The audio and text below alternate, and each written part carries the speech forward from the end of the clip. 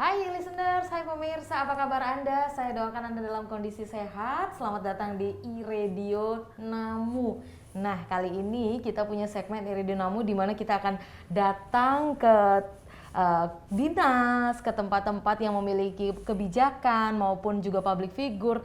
Kita pengen ngobrol seperti apa cerita dan juga kondisi saat ini. Nah, terkait dengan kondisi, masih di kondisi pandemi COVID-19 dan di DIY sendiri merupakan salah satu tempat favorit untuk berwisata. Kita akan berbincang bagaimana kondisi aktivitas pariwisata saat ini di kondisi pandemi COVID-19 dan kita sudah ada di tahun kedua ini, seperti apa kondisinya menjelang Nataru juga. Nanti kita akan ngobrol-ngobrol santai di iRadio Namu yang Anda bisa saksikan di streaming iRadio dan juga ada di YouTube dan ada di aplikasi iradiofm.com.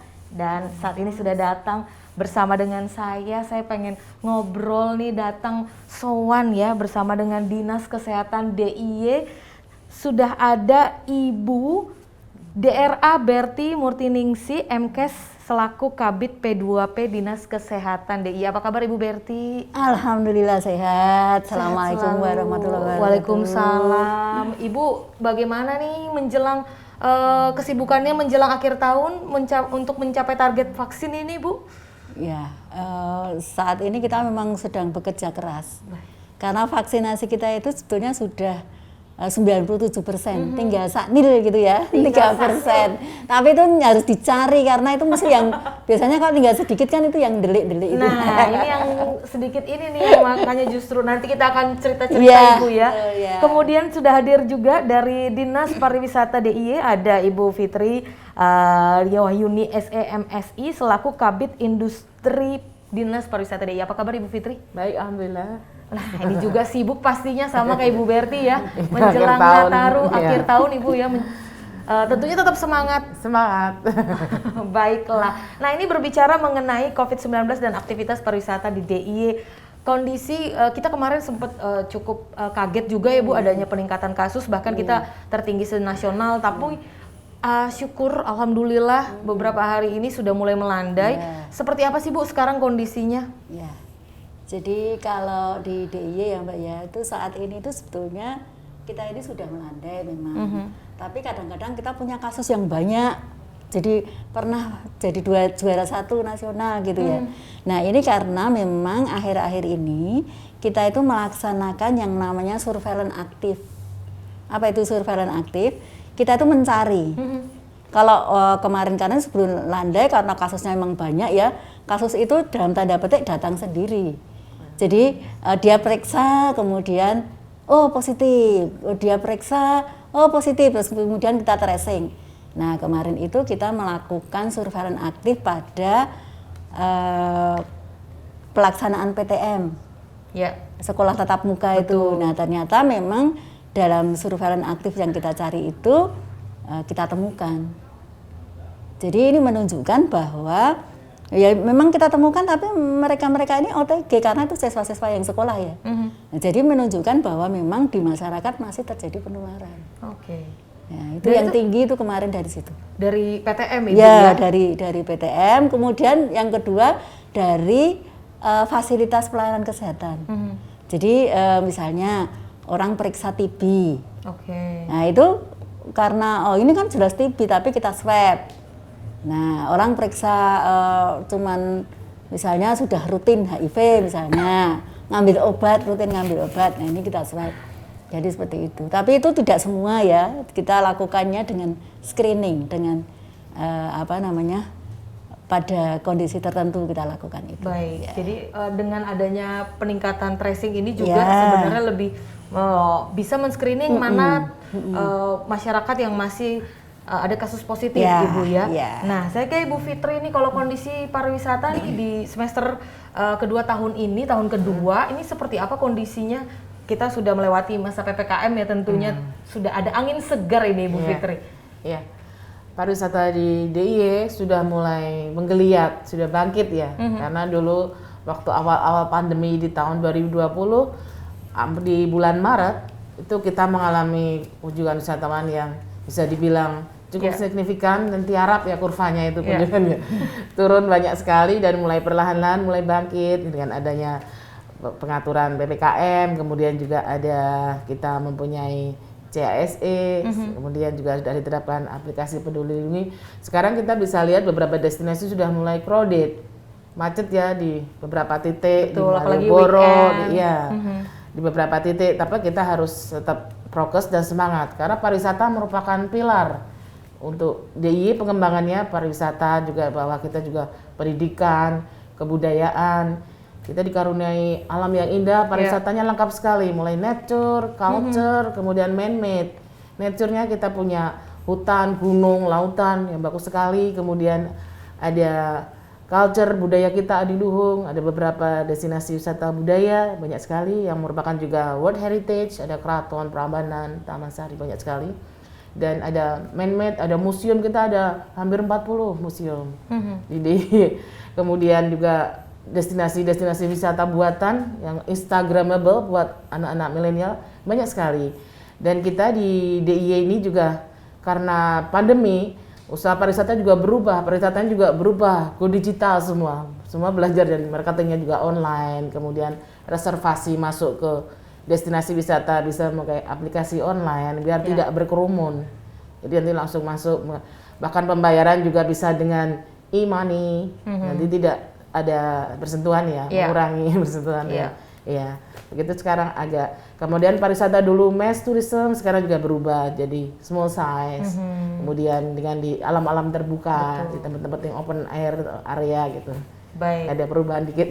Jadi ada perubahan penataan anyar ini memang berpengaruh sekali dengan kondisi pariwisata, tapi memang melihat sumber dayanya ini sudah sangat siap ya Ibu Fitri ya. Kalau kita melihat untuk menyikapi bagaimana mengatasi kondisi pandemi. Saya ke Ibu Berti lagi, kalau kita melihat memang salah satu cara juga yang dilakukan nih untuk melakukan skema pengawasan adalah melalui aplikasi Peduli Lindungi. Nah dari Ibu Berti sendiri seperti apa Bu efektivitasnya sejauh ini untuk aplikasi Peduli Lindungi? Ya. Memang aplikasi ini dibuat secara integrasi ya oleh pusat ya.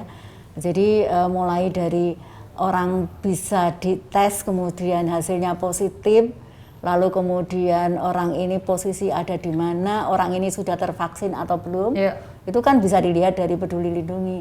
Nah tentunya ini sangat membantu kita sehingga kita bisa mengetahui efektifnya, kita bisa mengetahui nih si A si B ini yang kemarin misalnya ternyata dia positif, oh ternyata dia belum tervaksin.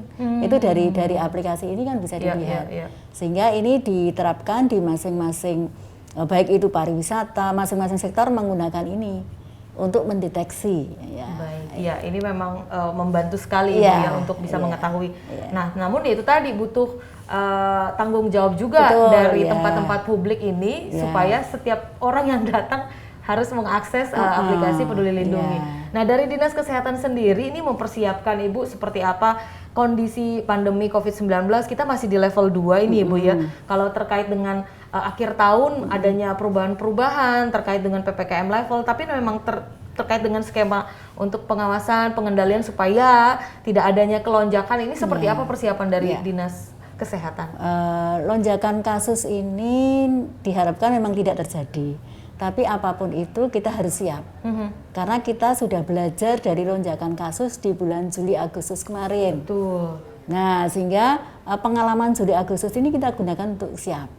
Apa yang disiapkan saat ini kita dari sisi sektor kesehatan ya, kita sudah menyiapkan fasilitas pelayanan kesehatannya. Apa itu puskesmas dan rumah sakit. Ya, kemudian peralatan logistiknya itu misalnya kayak oksigen, kemarin kan pernah ada kelangkaan oksigen gitu ya. Nah ini sudah kita tata, kemudian obat-obatan, lalu kemudian yang terpenting adalah reagen untuk testing, karena saat ini meskipun landai, kalau kita lihat di publish kita itu saat ini ngetes orang ya. Mentes orang itu sudah lebih dari 7.000 per hari. Nah, kalau nanti kasus banyak kan mesti akan lebih banyak lagi. Betul. Nah, ini kita sudah siapkan juga reagennya, kita siapkan juga laboratoriumnya. Jadi kalau dari sisi sektor kesehatan itu yang sudah kita lakukan persiapan. Tetapi yang paling penting adalah bagaimana supaya kasus ini tidak meningkat, maka kita ya edukasi dan terima kasih ini untuk radio bisa memberikan kita wahana media untuk bisa memberikan informasi kepada masyarakat. Iya, gitu. penting sekali supaya masyarakat tahu ya Bu Iya. ya. Nah, tapi kalau kondisi vaksinasi sekarang di DIY sendiri kan sudah hampir 100% Iya, ya Bu ya. iya, Ini iya. ini juga tentunya akan menjadi penentu supaya ya, tidak terjadi lonjakan ya Bu ya. Ya. Jadi supaya tidak terjadi lonjakan, kita perlu waspada. Satu, waspada mengenai prokesnya. Oke. Kedua, waspada mengenai vaksinnya. Nah, maka dari itu selain masyarakat ini harus prokes, juga harus vaksin. Yang belum vaksin, ayo segera vaksin. Saat ini di DIY vaksinnya melimpah. Nah, meskipun saat ini DIY itu kalau peringkat nasional itu sudah peringkat 3, jadi jumlah yang tervaksin, persentase yang tervaksin itu sudah tinggi, sehingga ini supaya nanti lebih banyak lagi masyarakat jangan sampai ada yang ketinggalan lah. Nah, itu dia nih, penting sekali. Jadi ayo segera vaksin Ya. sekian persen ya. Ya. Dan kalau melihat terkait dengan prokes, ini saya ke Ibu Fitri nih, kebijakan-kebijakan dari Dinas Pariwisata untuk tempat-tempat wisata seperti apa? Apa aja yang mereka harus lakukan terkait dengan prokes, dan ini juga menjelang belum liburan akhir tahun aja kita udah ramai banget Ibu ya. Iya, baik Mbak Agnes, bahwa untuk prokes memang tetap harus dilaksanakan. Kita ada juga pertama dulu sosialisasi, kita menyusun ada buku peranatan anyar, itu isinya SOP untuk pelaku wisata dan yang berkunjung di DIY, isinya mulai dari usaha untuk tempat destinasi wisata, bagaimana kita cara masuk, cuci tangan dulu, di scan, kemudian harus jaga jarak, pakai masker, bahkan kalau tidak pakai masker nggak boleh masuk. Kalau perlu di situ harus menyiapkan, memberikan atau beli boleh. Begitu juga di hotel, ada jarak, kemudian diupayakan membayar dengan cashless, mengurangi uang ya dari tidak bersentuhan. Kemudian di rumah makan juga ada, kemudian di event-event penyelenggara event, kemudian di wedding organizer, kemudian beberapa tempat tuh sampai bab 10 itu bisa di-download juga bukunya di www.visitingjogja.com. Itu SOP-nya, bagaimana SOP-nya penyelenggara kita 50% meeting room, hadirnya 50%, restoran juga kapasitasnya nggak boleh full. Jadi kita harus, itu selalu kita monitor ya. Prokesnya harus tetap diterapkan, memakai masker, mencuci tangan, menjaga jarak, ya, karena memang masih ada COVID-nya.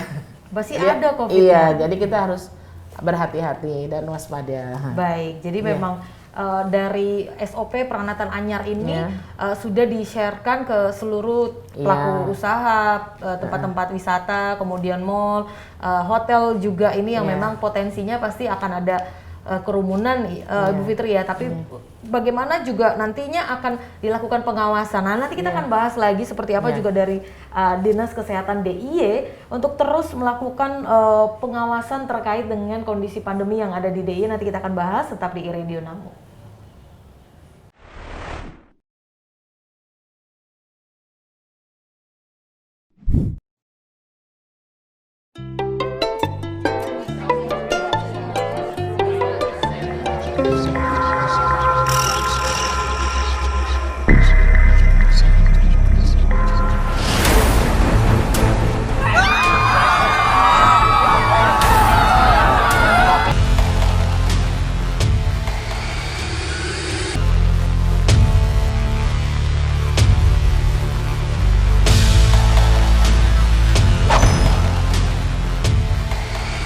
Jangan lengah dan tetap selalu waspada, virus corona masih ada.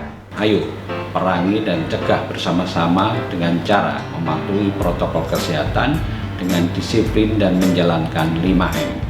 Memakai masker, mencuci tangan, menjaga jarak fisik, menjauhi kerumunan, dan mengurangi mobilitas.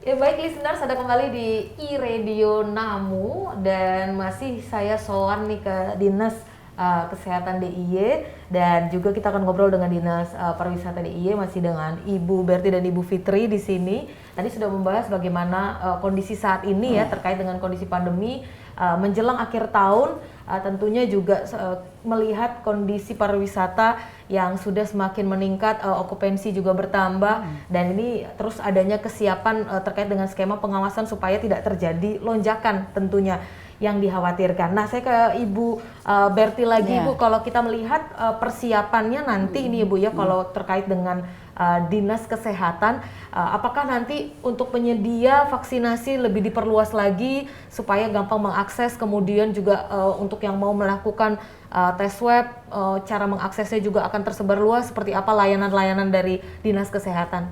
Ya, Mbak Agnes, jadi kalau saya bicara vaksinasi dulu ya. Vaksinasi. Kalau vaksinasi saat ini memang cakupan kita untuk dosis pertama itu kita sudah 97% lebih ya.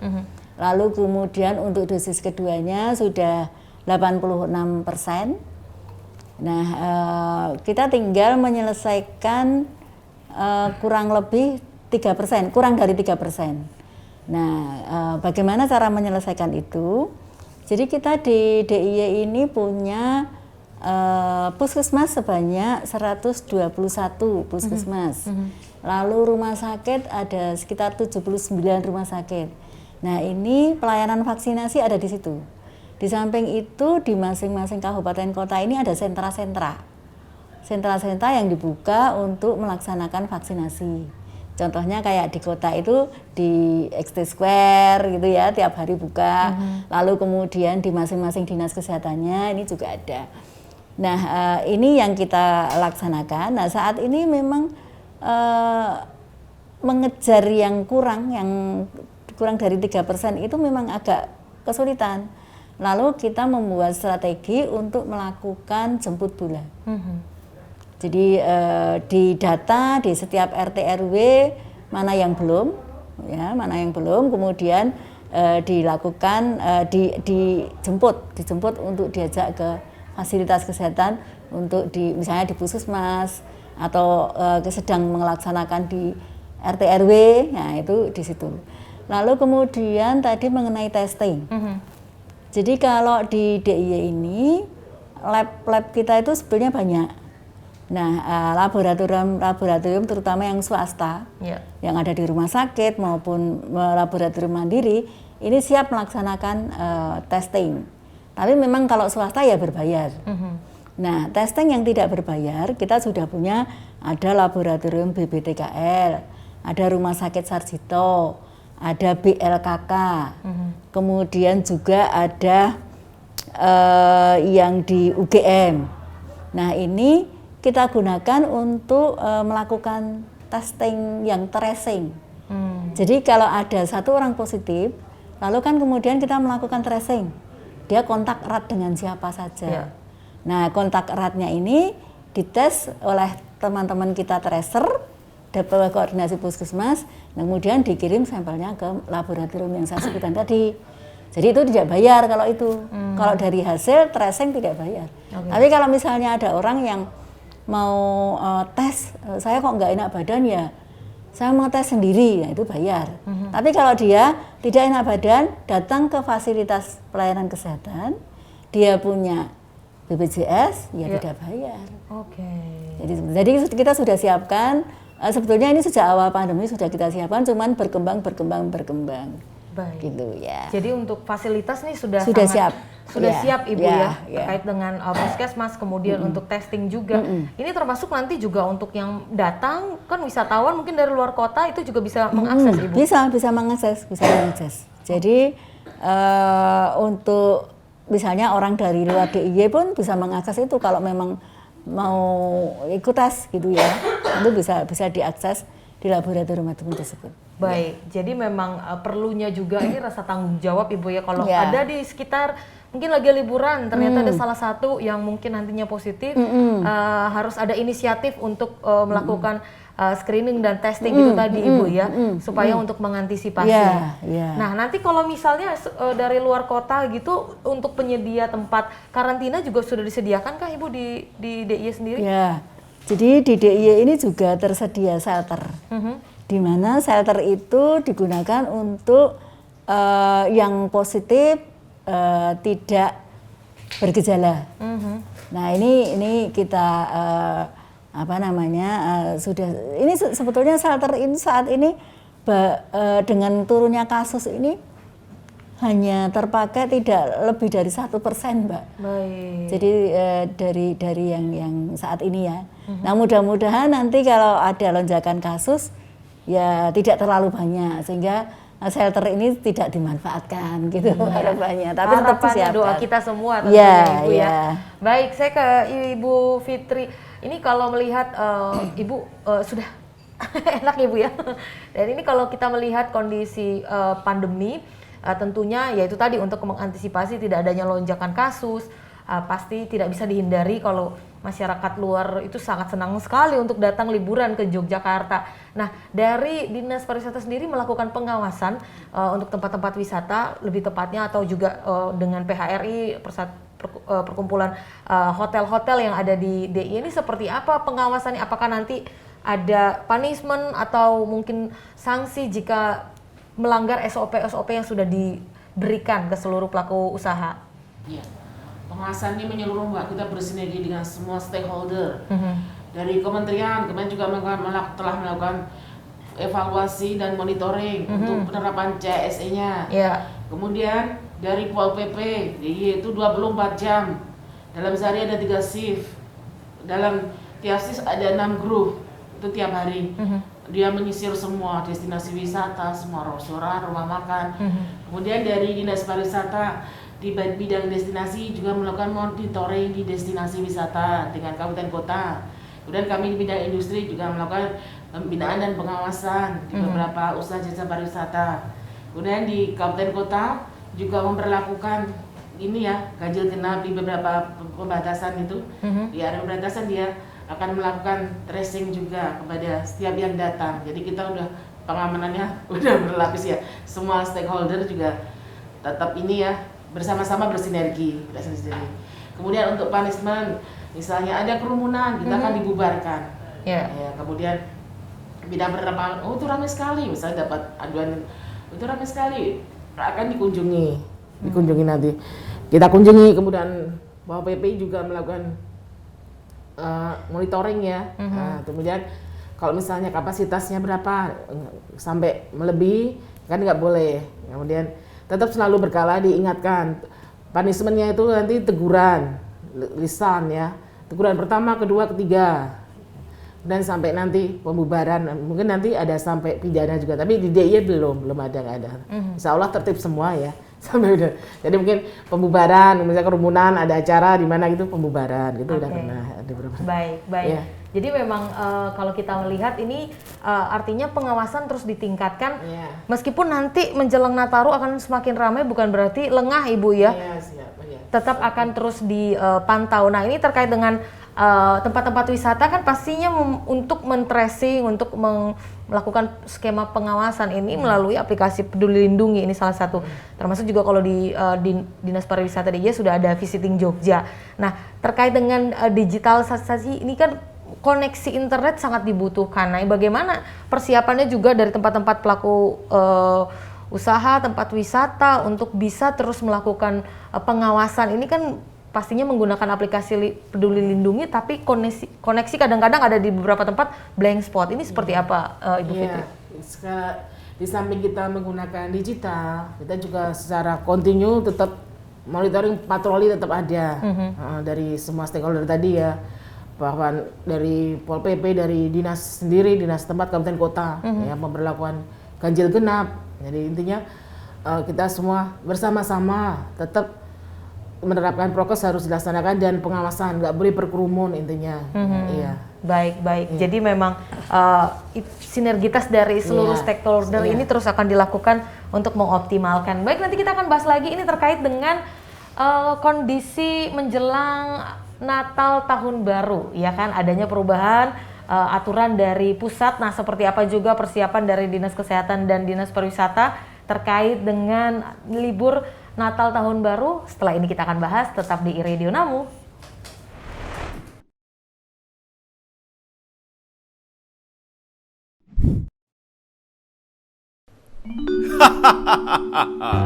Saat ini, akulah penguasa dunia.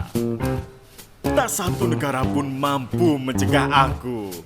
Aku ditakuti semua orang. Hahaha.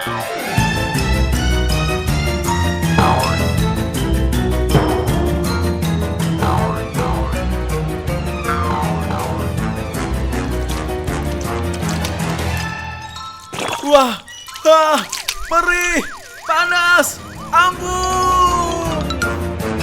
Pandemi corona menyebabkan kepanikan. Dengan sebuah pencegahan, sudah cukup untuk mengendalikan. Jagalah diri kita dengan baik, disiplin dalam melakukan protokol kesehatan. Bersama kita pasti bisa menghentikan virus corona.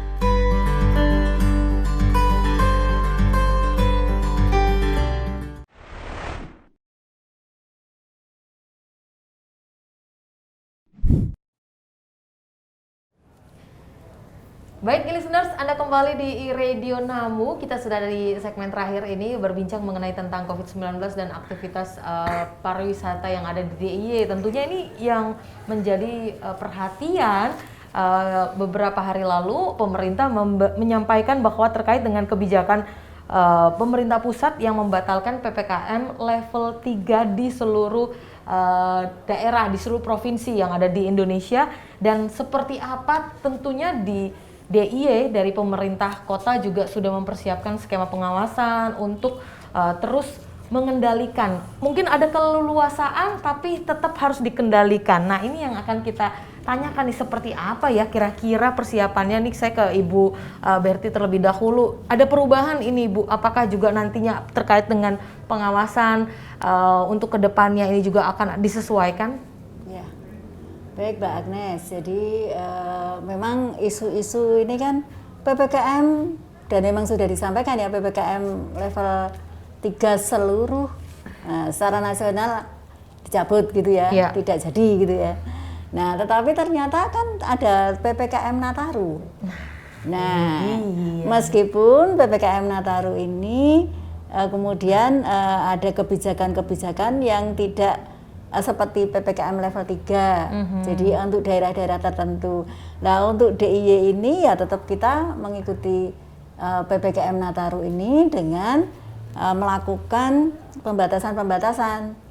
Memang tidak ada kemudian larangan untuk bepergian, tetapi nah bepergian ini tentunya kita membuat kebijakan di Satgas DIY ini untuk bisa dikendalikan. Artinya mobilitas penduduk ini dikendalikan.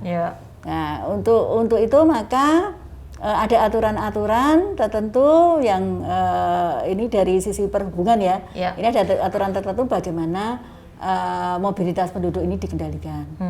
Misalnya ada tapi tidak ada penyekatan, bukan disekat-sekat seperti itu, tetapi ada kebijakan, mungkin ada yang disampling, dan mungkin juga ada yang syarat-syarat tertentu untuk perjalanan ya sesuai dengan perjalanan yang dari pusat. Nah kemudian berikutnya untuk PPKM Nataru ini tetap aturan tidak boleh pergi untuk PNS. Kemudian dari pendidikan juga ada aturan untuk tetap sekolah meskipun secara daring, tidak ada libur gitu ya. Nah ini tetap dilakukan. Nah tetap kita lakukan seperti yang sudah kita kebijakan yang sudah awal kita buat. Hanya memang pengawasan ini yang membutuhkan lebih banyak ya. Personilnya juga lebih banyak. Ya. Baik, jadi memang adanya perubahan dicabut dari pusat, tapi bukan berarti besok lepas masker kita kerumunan, tidak Ibu ya. Jadi tetap kita lakukan pengawasan, kemudian ada hal-hal tertentu yang kita kendalikan. Baik, baik. Saya ke Ibu Fitri, ini persiapan Nataru untuk Dinas Pariwisata DIY seperti apa? Apakah ada penyesuaian, perubahan untuk kapasitas kah? Kemudian juga untuk jam operasional seperti apa, Ibu? Iya.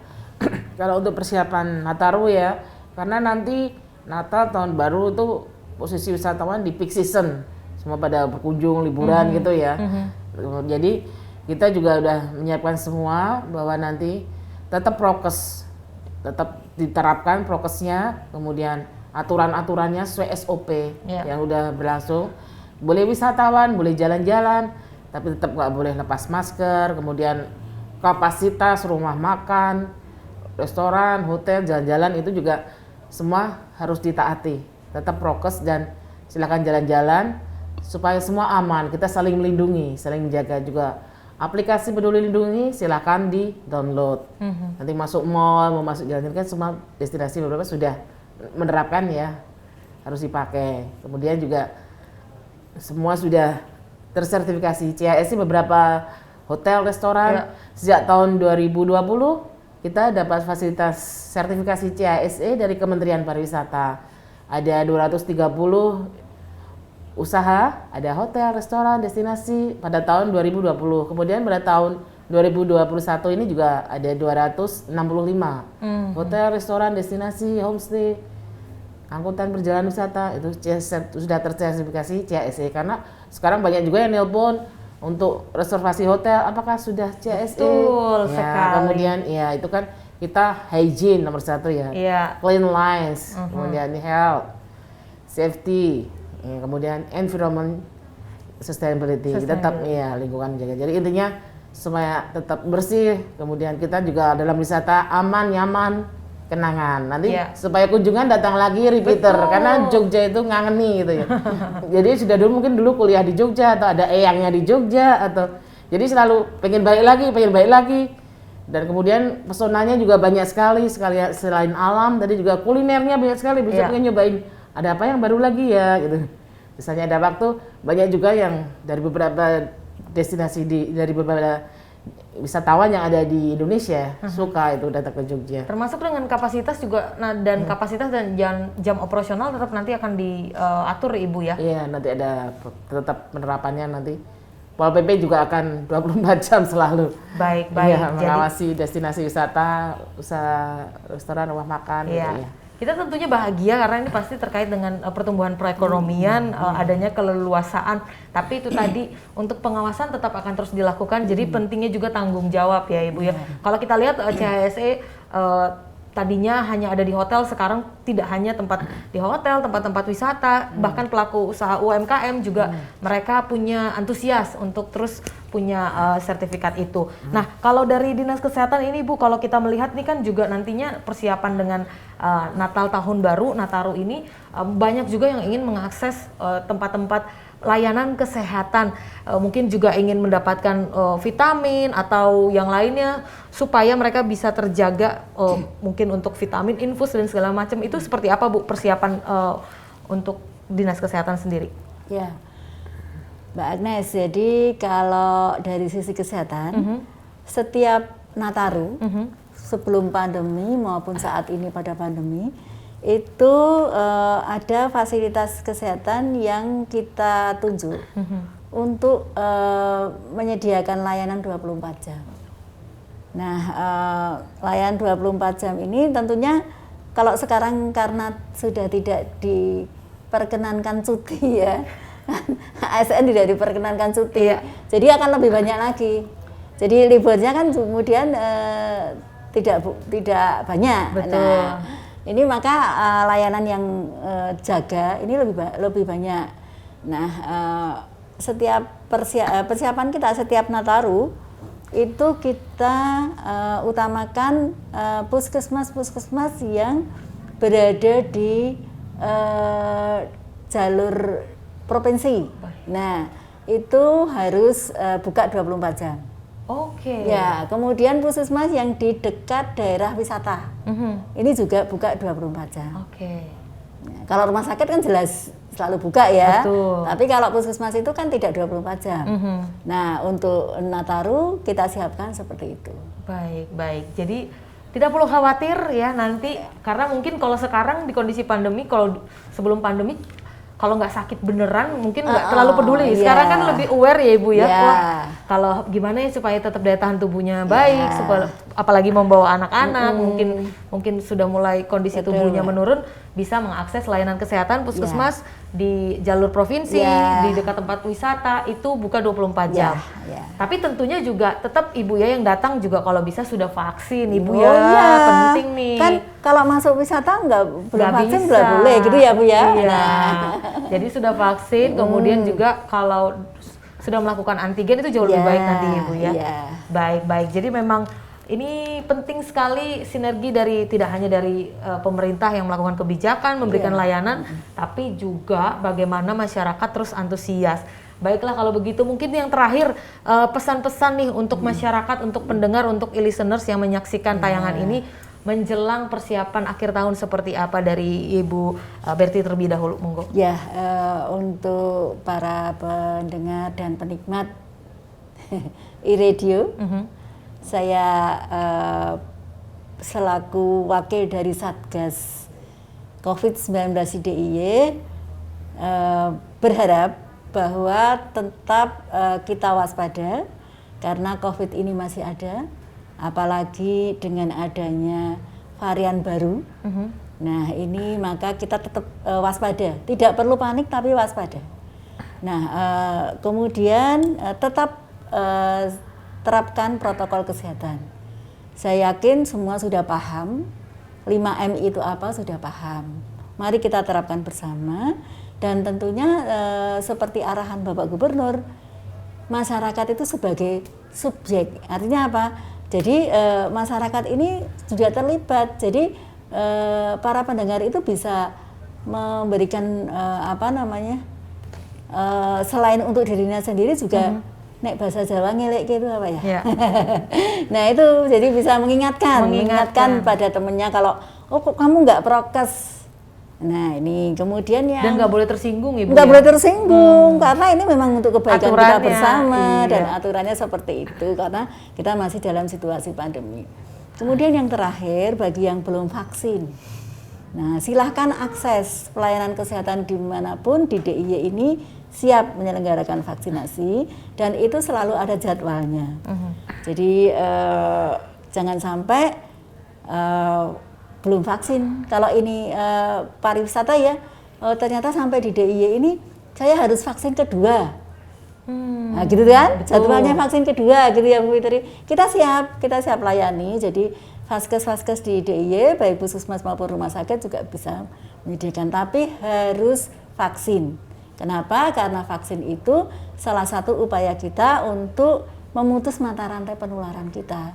Dengan divaksin, meskipun kita pas sudah divaksin tapi kok kena ya, karena memang daya tahan tubuhnya sedang turun. Tetapi pasti insya Allah tidak berat, sehingga tidak perlu sampai ke rumah sakit.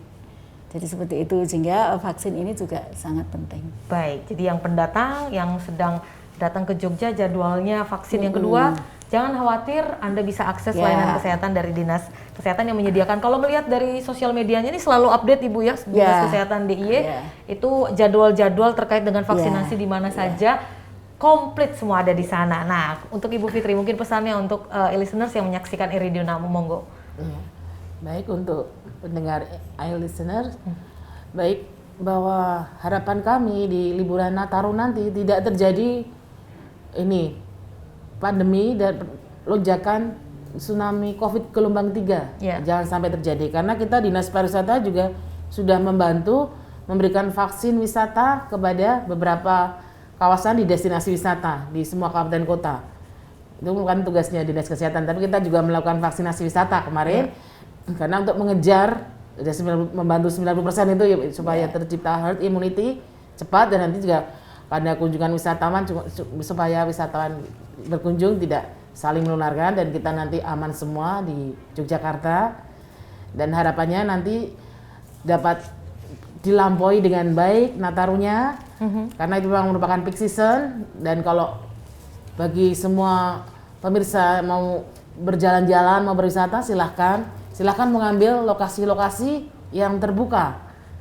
Misalnya ke pantai, ke bukit, jalan-jalan ke hutan, ke destinasi-destinasi yang terbuka. Silahkan tetap prokes dan tetap menjaga ini ya, menghindari kerumunan, tetap ini ya, supaya semua aman, nyaman dan kita semua sehat, DIY pariwisata bangkit lagi. Baik, amin, amin. Itu menjadi harapan dan semoga nanti bisa disambut baik juga oleh masyarakat. Kalau begitu terima kasih sekali untuk Iridium kali ini kita bisa ngobrol berbincang bersama dengan Ibu Raden Roro Fitri Dia Wahyuni SEMSI selaku Kabid Industri Dinas Pariwisata DIY. Terima kasih Ibu Fitri. Kemudian juga Ibu DRA Berti Portiningsi MKes selaku Kabid P2P Dinas Kesehatan DIY. Terima kasih, sehat selalu, selamat terus melayani tentunya ya. Terima kasih Mbak Agnes. Menjelang akhir tahun akan sibuk selalu, kita doakan juga dari yang memberikan kebijakan selalu dalam lindungan dan juga selalu sehat. Baiklah, nanti kita akan masih punya segmen-segmen berikutnya di iRadio Namu. Jangan lupa untuk saksikan dan dengarkan iRadio Jogja di YouTube atau di www.iradiofm.com dan aplikasi iRadio. Sampai jumpa, kita ketemu lagi.